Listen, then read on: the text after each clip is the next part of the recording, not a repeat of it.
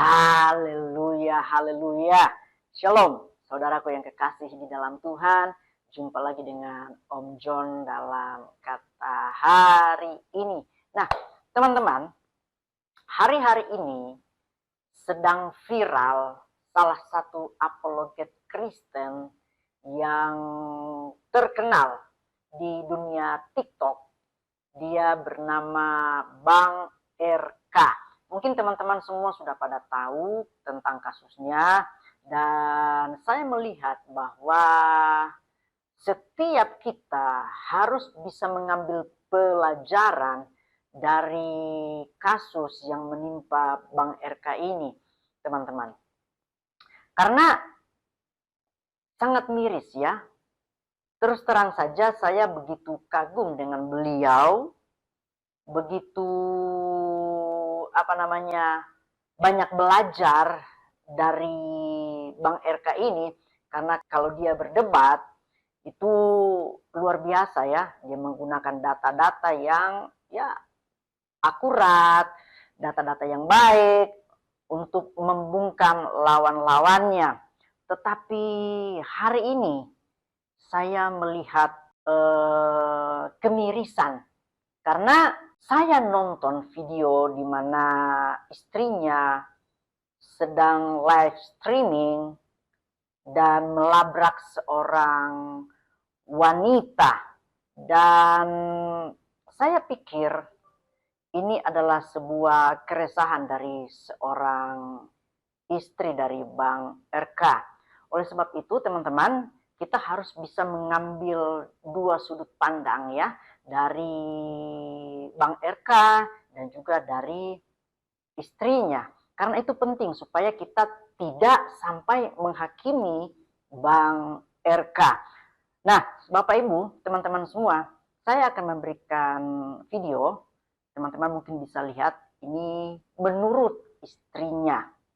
Ya, apakah ini benar atau salah, kita kurang tahu persoalan apa yang terjadi dengan keluarga tersebut. Tetapi istri dari Bang RK ini datang melabrak Bang RK dengan seorang gadis. Nah, oke, kita tonton videonya ya. Nanti si lonte ini nih, yang kapok-kapok nih. Kau malu tidak ya? Malu nggak? Kau malu tidak? Pertama saya jumpain kamu, kau bilang kakak saya tidak ada hubungan lagi. Kedua kau bilang tidak ada hubungan lagi. Sekarang kau ulangi yang ketiga kali, ha? Oh, jadi rupanya ini sudah yang ketiga kali menurut seorang istri dari Bang RK ini. Berarti sudah lama kawan-kawan ya. Oke, ya kita teruskan ya. Memang kamu ini spesialis viral di Maumere karena apa? Kasus perselingkuhan. Ada dapat di mana? Ada dapat di mana? Bacot. Bacot. Di mana? Kalau sampai ada CCTV. Wow. Kami ini dari kemarin sudah pantau kau, hah? Oh, rupanya sudah dipantau. Di mana? Hah? Tidak tahu malu jalan dengan suami orang, kau tahu tidak? Itu suami siapa itu? Hah? Itu suami siapa? Suami saya. Kamu pantas nggak bawa dia jalan? Malu nggak kamu? Saya istrinya. Dari Maumere lari ke Kupang kau? Hah? Kita tuh ada rumah kali di sini. Bacot, tidak tahu malu. Larang Kau tahu kita. RK punya istri, tapi kau kenapa mau dengan dia? Kau mewah, kau di Omekos. Tidak tahu malu. Kau rame kok ya digeliting ya, kau lihat. Bangsat. Tidak tahu malu kau.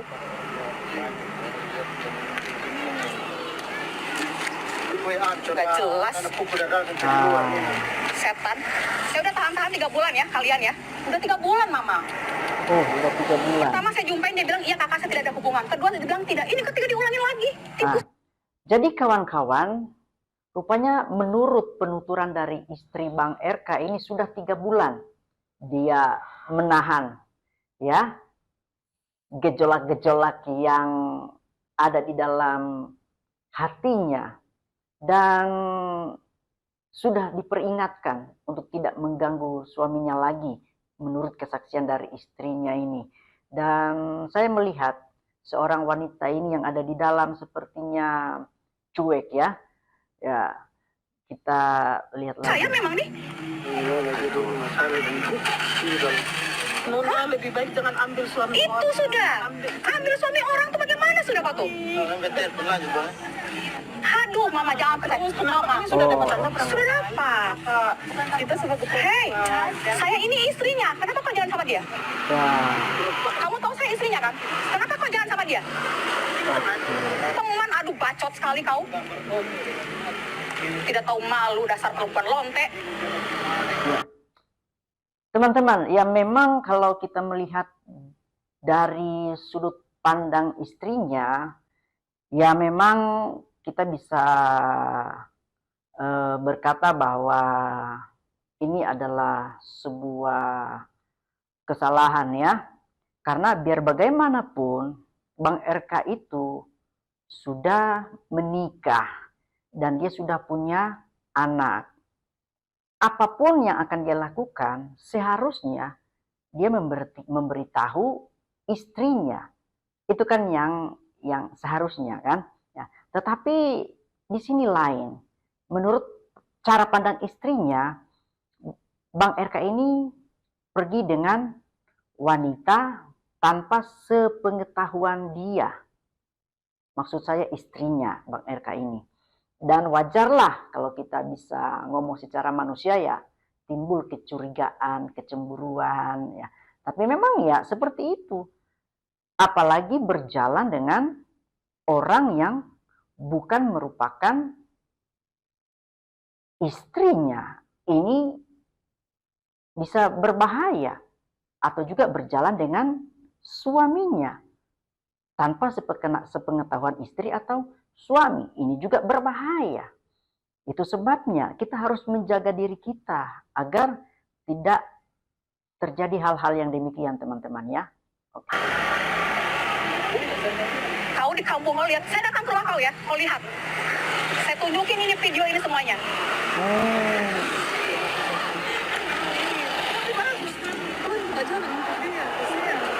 Mama, saya tekan batin udah 5 bulan, Mama. Saya di rumah digituin. Suami itu tuh licik. Dia tuh licik, kakak. Licik, sudah bilang. RK tuh licik. Penipu, teman-teman.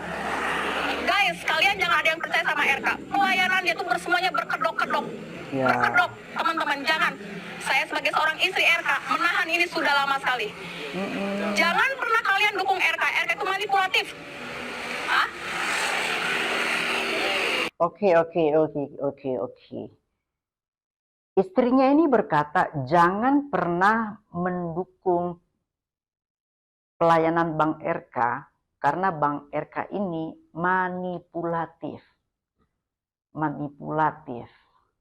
Ini kan masih dalam pendapat istri ya.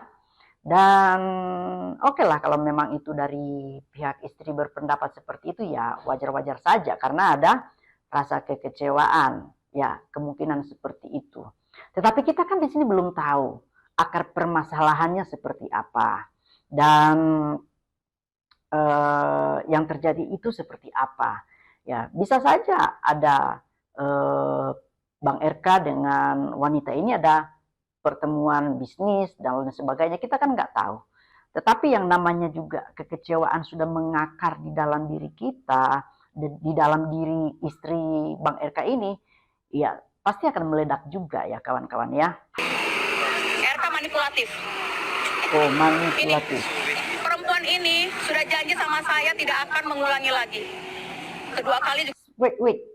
Oh, rupanya perempuan ini yang bersama-sama dengan Bang RK ini sudah pernah berjanji kepada istri dari Bang RK. Wah, janjinya bahwa tidak akan mengulanginya lagi. Coba. Saya bilang jangan ulangi lagi. Ini yang ketiga kali sampai saya kejar mereka ke Kupang. Ini rupanya sudah ketiga kalinya. Berarti ada something, teman-teman ya. Sangat miris. Tidak tahu malu. Sekarang gini kakak. Dia bilang saya masih lajang KTP-nya. Ada surat nikah saya resmi di gereja, Mama. Oh, Bang RK menikah dengan istrinya ini itu memiliki surat yang sah Tetapi, aduh. Dia bilang, masih lajang. Waduh. Ya, inilah tragedi ya. Menipu identitas. Menipu identitas, memang dia maunya begitu. RK tuh, aduh, memang sih parah sih. Gak jelas.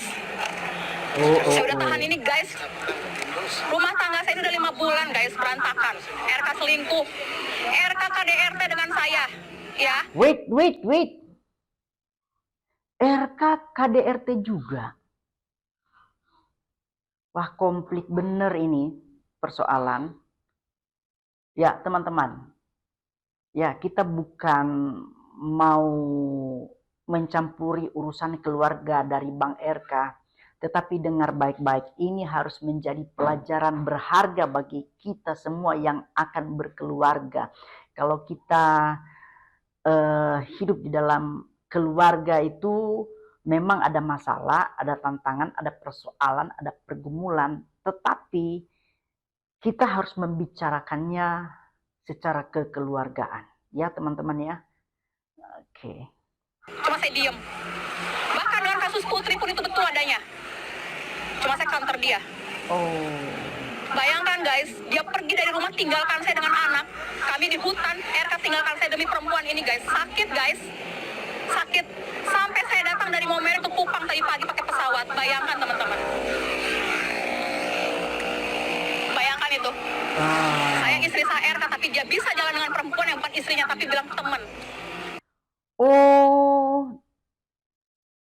RK jalan dengan perempuan lalu berkata kepada istrinya itu adalah teman. Mereka nginep di sebuah penginapan. Dari kemarin udah jelas kok. Emang kalian pikir kalian udah dipantau ya sama Intel ya? Hah? Pergerakan kalian tuh kemana-kemana diawasi sama Intel. Emang lonteng atau diri? Udah tau malu.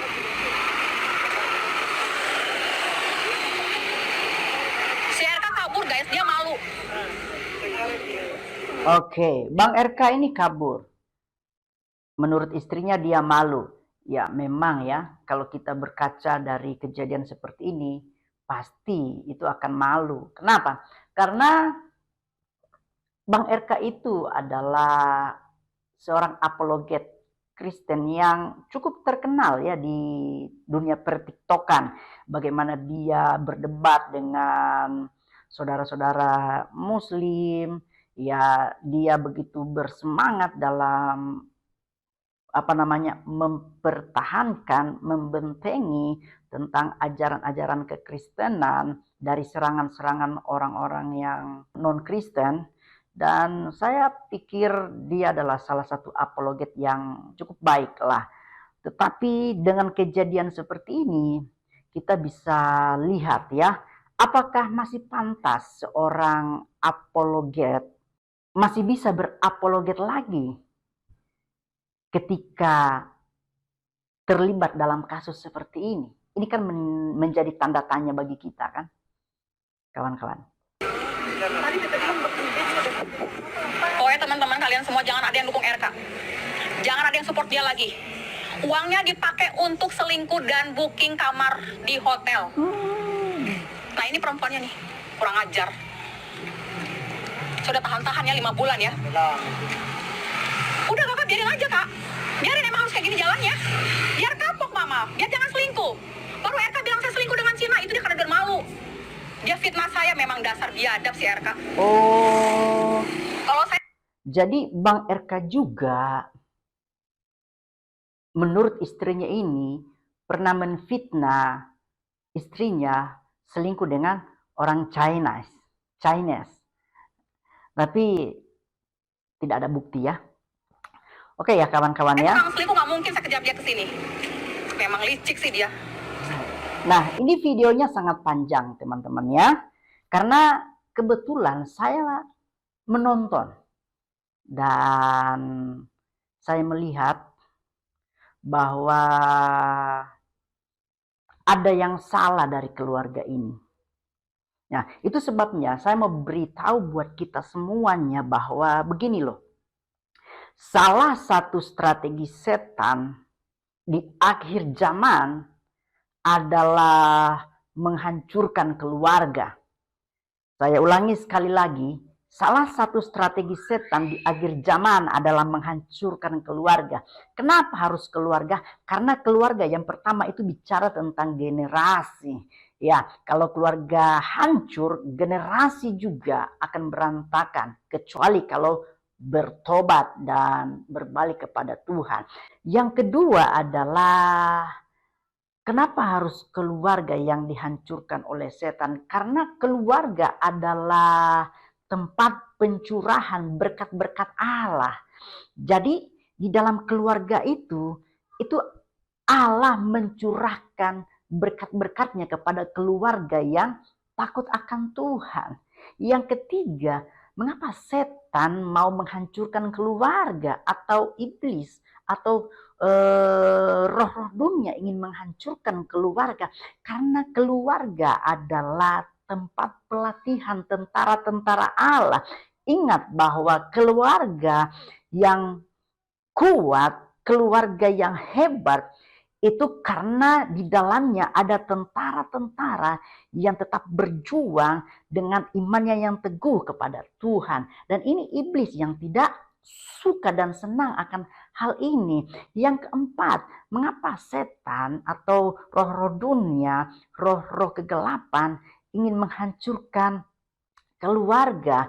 Karena keluarga adalah perjanjian antara Allah dengan umatnya. Nah, saudaraku yang kekasih di dalam Tuhan, itulah sebabnya pentingnya kita harus menjaga keluarga. Kalau keluarga kita sehat, maka setiap apa yang kita lakukan di dalam kehidupan kita, di dalam keluarga kita, itu pasti sehat.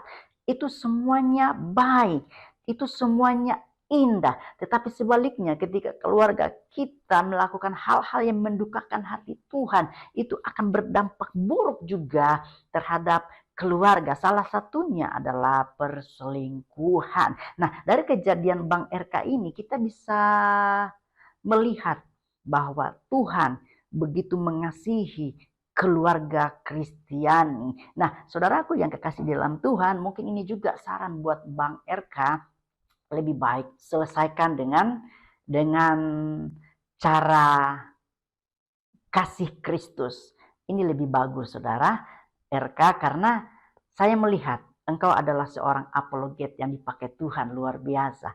Oleh sebab itu, ya, saya tidak tahu apa yang terjadi di dalam keluarga Anda, tetapi ada baiknya selesaikan dengan kasih Kristus. Dan saya melihat bahwa segala yang terjadi di dalam kehidupan ini adalah ujian bagi keluarga Bang RK untuk tetap semangat, sukacita di dalam Tuhan. Dan saya percaya ketika Bang RK ada pengampunan, ada kasih mesra di dalam Tuhan Yesus, Tuhan pasti memberikan jalan keluar yang terbaik untuk keluarga dari Bang RK. Tuhan memberkati. Haleluya.